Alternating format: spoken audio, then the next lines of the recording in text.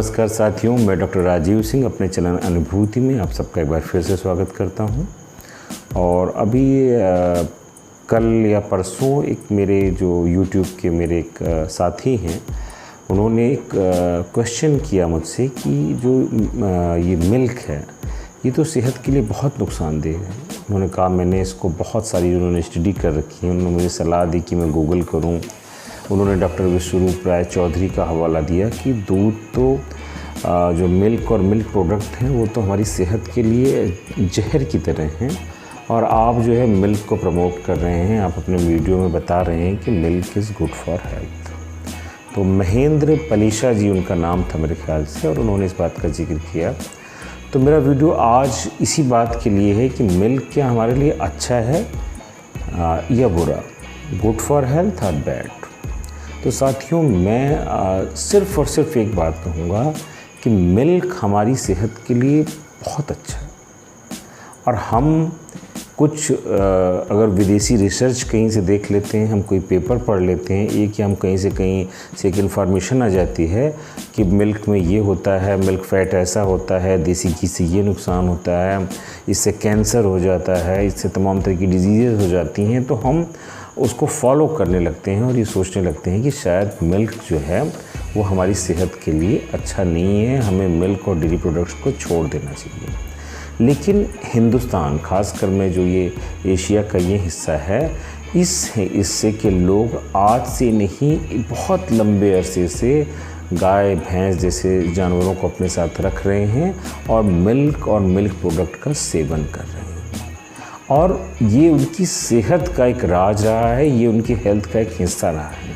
और जब हम मिल्क और मिल्क प्रोडक्ट से दूर जाते हैं तो हमें बीमारियां पकड़ लेती हैं। अब जैसे पहली बात जो मैंने जब महेंद्र पलेशा जी ने मुझे कहा, तो मैंने विश्वरूप राय चौधरी का वो वीडियो देखा जिसमें वो कह रहे हैं कि मिल्क जो है वो उल्टा जो है बोन्स को कमज़ोर करता है। कि जो उनका कहना था उस वीडियो में कि मिल्क जो है, जो लोग मिल्क ज़्यादा पीते हैं या जो रेगुलर मिल्क इंटेक करते हैं तो उनको ऑस्टियोपोरोसिस होता है। और ये बात बिल्कुल उन्होंने इस तरह से कही कि जो लोग वीडियो देखते हैं उन्हें लगता है कि हाँ भाई, तो दूध पीने से हमें नुकसान हो रहा है। जबकि जो भारत में या ऐसे देश जहाँ पर वेजिटेरियन लोग भी काफ़ी तादाद में हैं, तो वहाँ पर उनकी कैल्शियम का सबसे बड़ा सोर्स ये डेयरी प्रोडक्ट्स हैं। आप अगर जो भैंस का दूध है वो 250 ग्राम यानी एक बड़ा ग्लास आप एक नॉर्मल ग्लास पीते हैं तो लगभग 400 मिलीग्राम तक आपको कैल्शियम मिल जाता है। आपकी डाइटरी रिक्वायरमेंट कितनी है? आपको पर डे 1000 से 1200 मिलीग्राम कैल्शियम की ज़रूरत है, और एक गिलास दूध उसमें से आपको 400 सवा 400 मिलीग्राम जो है कैल्शियम दे देता है। बाकी जो है आप अपने जो और चीज़ें खाते हैं उनसे आपको कैल्शियम की पूर्ति हो जाती है। अब मान लीजिए हमारे पास कैल्शियम की ये लिमिटेड सोर्स हैं और हम उसे दूध को भी बंद कर दें, ऐसे वीडियो देख लें, ऐसी किताबें पढ़ लें और उसके बाद बोले नहीं हमें तो भाई इससे नुकसान हो रहा है, तो उसका क्या असर होगा? वो हमारे लिए बॉडी के लिए बहुत लेथल हो। कैल्शियम और फास्फोरस का, विटामिन ए का इतना अच्छा सोर्स, विटामिन ई का, और जो मिल्क प्रोटीन होता है उसमें सारे जो 9 इसेंशियल अमीनो एसिड्स होते हैं वो होते हैं। जो आप प्लांट से प्रोटीन लेते हैं उसमें कोई ना कोई अमीनो एसिड मिसिंग होता है, तो इसमें सारे अमीनो एसिड्स होते हैं। जो मिल्क जो लोग ये बात कहते हैं कि मिल्क के इंटेक से कैंसर हो सकता है, उनको थोड़ा सा और उसको किताबों को और खंगालना चाहिए। उन्हें देखना चाहिए कि मिल्क का जो फैटी एसिड है, मिल्क में लिनोलेनिक एसिड और लिनोलेनिक एसिड जैसे फैटी एसिड्स भी होते हैं, और ये फैटी एसिड जो होते हैं, मिल्क में एक बड़ा यूनिक फैटी एसिड होता है CLA, कंजुगेटेड लिनोलेइक एसिड। आप जब CLA के बारे में जानेंगे तो CLA की एंटी कैंसर प्रॉपर्टी है, ये एंटी कार्सिनोजेनिक है। ये मैं नहीं बता रहा हूँ, इसके बारे में आप खुद सर्च कर सकते हैं, खुद जान सकते हैं कि किस तरह से ये कोलन के, स्टमक के, ब्रेस्ट कैंसर सब के लिए जो है वो एक हथियार की तरह खड़ा हुआ है हमारे शरीर की प्रतिरक्षा के लिए। इसी तरह कैल्शियम है, विटामिन डी है, ये भी एंटी कैंसर्स हैं। तो हम किस बात की बात कर रहे हैं? हम क्या बात कर रहे हैं कि चाइना में स्टडी हुई, वियतनाम में स्टडी हुई कि जो लोग मिल्क पीते थे उनको ये दिक्कतें हुई। जो मंगोल रेस है, जहाँ चाइना है, वियतनाम है, जहाँ पे इस तरह के जो कंट्रीज़ हैं, थाईलैंड है, ये लोग तो मिल्क को पचा ही नहीं सकते। इनके अंदर जो इनका जो जेनेटिक मेकअप है, उसकी वजह से इनके अंदर जो लैक्टोज़ को पचाने वाला एंजाइम है, लैक्टेज़, वो है ही नहीं है। इसकी वजह से लैक्टोज इंटॉलरेंस है।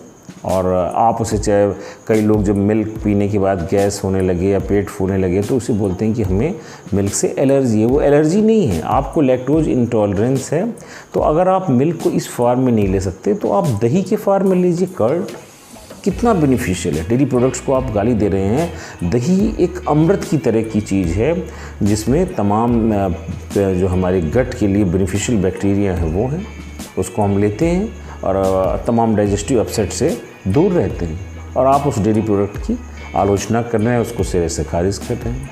तो दूध, दही, इसी तरह जो घी है, जो देसी घी है जिसे हम कहते हैं, आप किसी बड़े बुजुर्ग से, अपने पुराने से पूछिए तो वो देसी घी को अच्छा ही बताएगा। और आप जो है एक जनरल पढ़ लें कोई, या किसी का एक यूट्यूब वीडियो देख लें और बता दें कि नहीं देसी घी तो भाई जो हार्ट डिजीज़ करता है, हमारी कोरोनरी हार्ट डिजीज़ कर देगा, या इस तरह का कोई और वो कर देगा, हमारी बॉडी के लिए कोई नुकसान कर देगा। जबकि देसी घी जो है वो एक दवा भी है। देसी घी जो है वो एक ऐसा कुकिंग ऑयल भी है जिसे जब आप कितनी भी स्मोक पॉइंट उसका इतना ज़्यादा है कि वो हाई टेम्परेचर पे हीट होने के बाद भी उससे वो ब्रेक नहीं होता, उससे फ्री रेडिकल्स नहीं निकलते। देसी घी के अंदर ऐसे विटामिन्स हैं, फैट सॉल्युबल विटामिन्स हैं जो बॉडी के लिए बहुत बेनिफिशियल हैं। तो एक ऐसे देसी घी को, एक बटर को जो डेयरी से हमें मिल रहे हैं, ऐसी चीज़ों को छोड़ के हम फिर कहें कि हम भाई वो जो रिफाइंड ऑयल आ रहे हैं या ये तमाम तरह के और ऑयल मार्केट में अवेलेबल हैं वो नहीं, हम उनको एडवोकेट करें, तो ये बिल्कुल गलत है। मिल्क और डेयरी प्रोडक्ट हमारी डाइट का एक बहुत इम्पॉर्टेंट हिस्सा है। ये हमें न्यूट्रिशनल डिफिशिएंसी से बचाते हैं।